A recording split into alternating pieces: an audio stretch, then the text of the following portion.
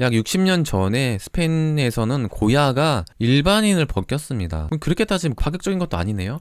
그리고 시선 처리도 그래요. 도발적이라고 해서 눈을 정면으로 응시한다는 게 당시 너무 도발이었다고 하지만 고야도 이미 이전에 티치아노도 이미 시도했네요. 뭐가 그렇게 새로운 거니?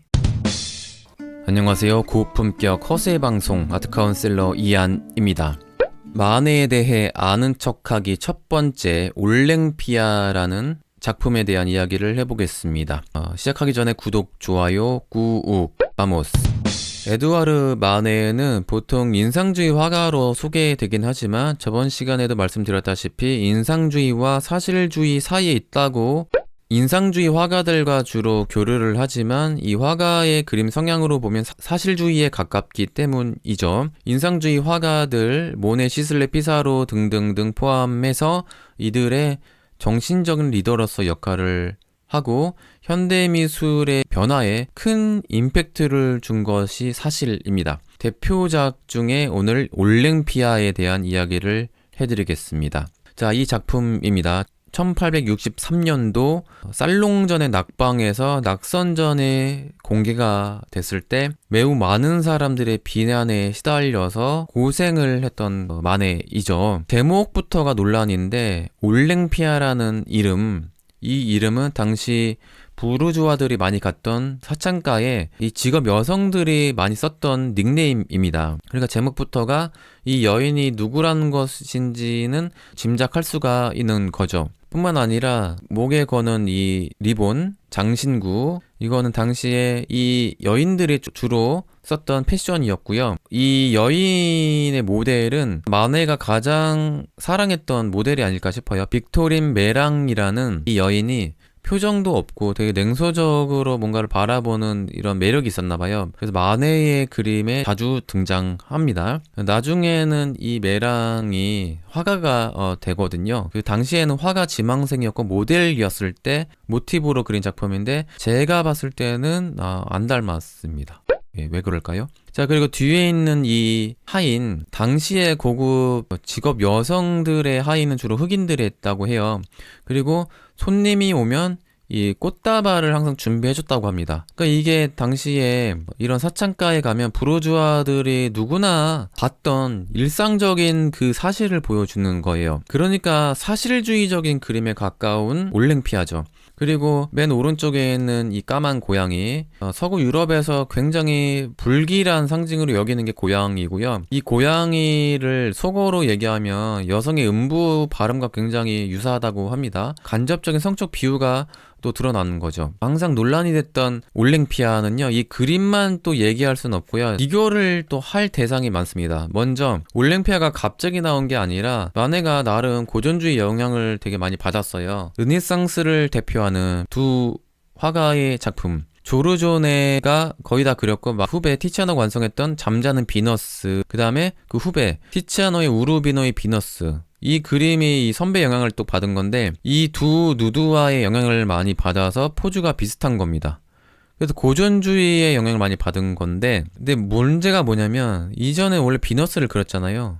가상의 신. 근데 이건 실제 여자를 벗긴 거예요. 근데 마네만 파격적인 게 아니라 이미 약 60년 전에 스페인에서는 고야가 일반인을 벗겼습니다. 그렇게 따지면 파격적인 것도 아니네요. 그러니까 이거는 어떻게 평가하기 나름이고 띄워주기 나름인 것 같습니다. 그리고 시선 처리도 그래요. 시선 처리 도발적이라고 해서 눈을 정면으로 응시한다는 게 당시 너무 도발이었다고 하지만 고야도 이미 이전에 티치아노도 이미 시도했네요. 뭐가 그렇게 새로운 거니? 고야의 옷을 벗은 마하의 영향을 많이 받았을 수밖에 없어요. 왜냐하면 마네가 실질적으로도 고야의 영향을 많이 받고 연구를 많이 한 화가였거든요. 이 포즈를 보면 이 그림들의 영향을 많이 받았다는 것은 사실이고, 누드화의 파격적인 변화의 모습, 이게 르네상스 전시대, 그 다음 시대 낭만주의 시대 고야, 그 다음 현대미술의 가도기 때 마네가 이렇게 파격적인 주제의 누드화로 그렸던 거죠.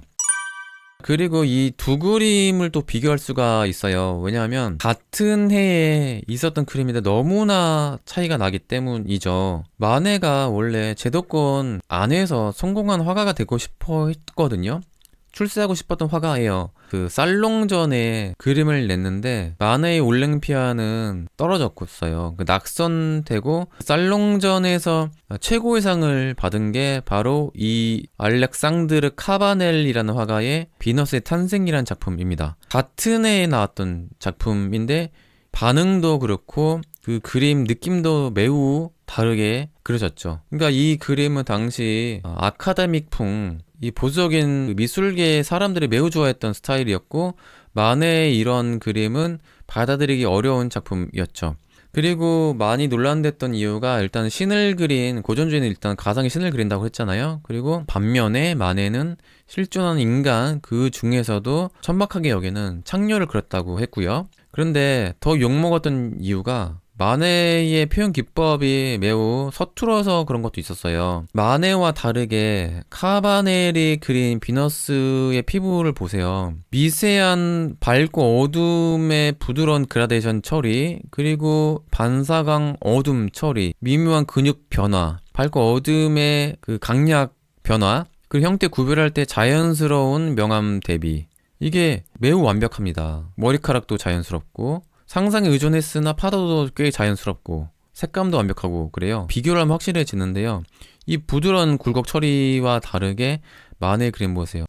위에 라인을 이렇게 따는 것은요, 요즘에나 나오는 만화책에서나 있지, 이건 지금 반칙에 가깝습니다. 아주 세밀한 붓터치로 그라데이션 처리를 해야 되거든요. 그리고 밝고 어둠 대비가 없잖아요.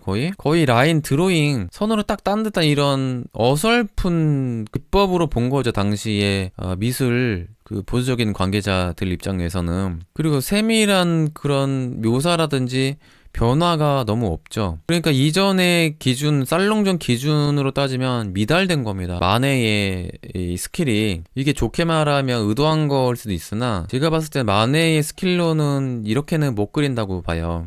알렉산드르 까바넬의 작품은 최고의 상을 받았고 당시 국왕 나폴레옹 3세가 구입할 정도로 인기가 많았고요. 화가가 활동했던 당시에는 최고의 성공을 거뒀던 게 알렉산드르 카바넬, 최연소 교수가 되기도 했었어요. 근데 마네의 올랭피아는 낙방한 것뿐만 아니라 낙선 전시회를 하면서 더 욕을 먹었죠. 그 욕을 먹은 것 때문에 또 유명해지긴 했습니다.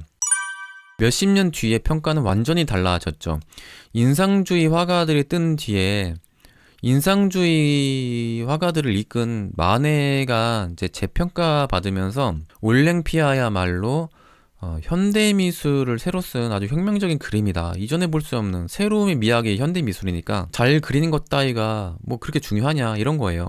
파격적인 변화. 평면적으로 그려도 그림이 된다는 걸 보여줬네? 이렇게 현대미술의 그 시발점 역할을 했다라고 좋게 보기도 해요. 근데 그 뒤에 카바넬의 작품은 너무 뻔한 고전주의에 그 머물러인 아주 틀에 박힌 그림이라고 이제는 저평가를 당하게 되죠. 이제 상황이 역전된 거예요. 그리고 지금은 오히려 이 올랭피아보다 카바넬의 작품이 더 에로틱하다고 보는 관점이 더 많습니다. 그래도 최근에는 카바넬의 감성적인 컬러, 완벽한 인체가 재조명 받긴 해요. 또 조금씩 좋아지고 있습니다. 하지만 우리가 마네를 알지 알렉상드르 까바넬 아는 사람 많진 않거든요. 시대에 따라서 평가가 또 많이 달라지고요. 그 주류 계층이 그 미술계를 이끌었던 사람들의 평가 때문에 우리는 이 그림 카바넬의 이 명작은 접할 기회가 상대적으로 적고 마네의 작품은 자주 볼 수밖에 없어요. 자주 보게 되다 보면 익숙해지고 매력적으로 보이지 않을까요? 남들의 평가, 역사적인 평가를 떠나서 같은 해에 나왔던 두 누드화 중에 어떤 그림이 더 좋으신지 제 방송을 구독하신 분들의 의견을 묻고 싶습니다. 어떤 작품이 더 좋은지. 정답 없습니다, 당연히. 이 마네의 작품이 더 위대한 작품일 수도 있고, 그게 아니라 카바넬의 고전주의 작품이 더 위대한 작품이라고 생각하시는 분도 계세요. 그러면 왜 그런지에 대한 이유, 뭐 이런 거를 말씀해 주시면 좋을 것 같습니다. 감사합니다. 아트 카운셀러 이한이었습니다.